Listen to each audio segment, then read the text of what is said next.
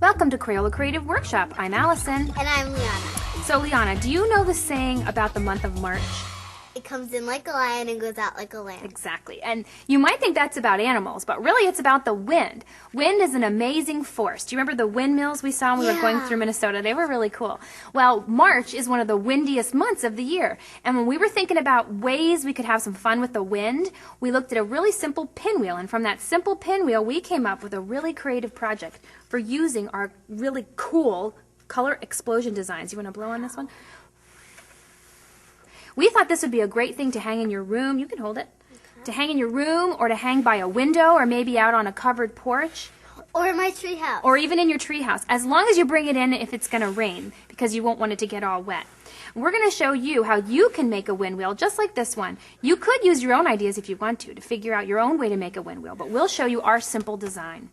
It starts with a piece of color explosion paper, and we cut this color explosion paper into a perfect square. We used a ruler to make sure that all the sides were the same length. Then we took a ruler and we drew lines connecting the opposite corners, and that helps us to find the exact center of the square.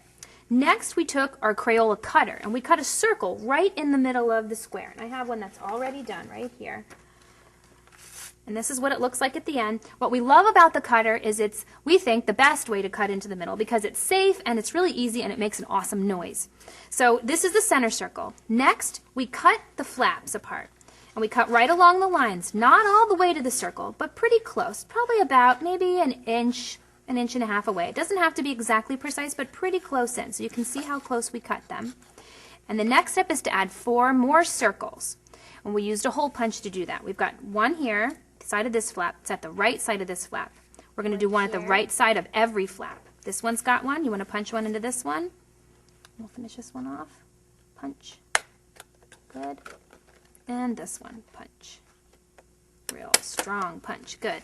So when you have all the holes, one in the same side of every flap and one in the middle, you're ready to make your design. And you're going to need a color explosion marker for that. Here, you want to use this one?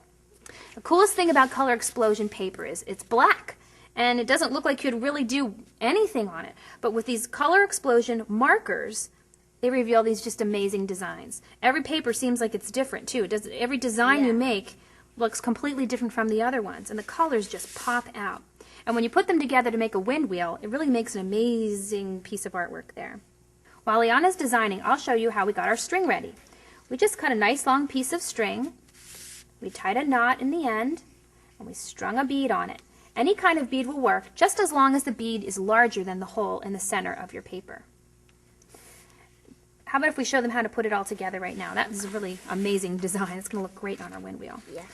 When it's time to string it, when you're all done with your design, you start by stringing the string through the middle of the bottom of your design so that the bead holds in place.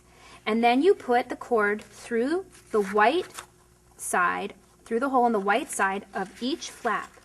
When you pull them all the way through together, they'll form a pinwheel, just like this one. Cool. Isn't it cool? And then the way that you anchor it is you just tie a knot and string another bead on it. Why don't we show them with the one that we finished already? All we did was tie knots and put beads at the top and bottom of each wheel so they could spin. And then you might notice we took an extra strip right here, we designed it, and we punched some holes in it and just kind of stuck it on there for something fun. It spins too, and it just looks kind of cool in there between the two spinners. Yeah. So if you're ready to make your own wind wheel, here's what you're going to need. Crayola Color Explosion paper and markers, Crayola erasable colored pencils, the Crayola cutter, Crayola scissors, a ruler, hole punch, beads, and string, cord, ribbon, or yarn. Have some fun with your wind wheel. See how fast you can make yours spin. Ooh, I got mine going.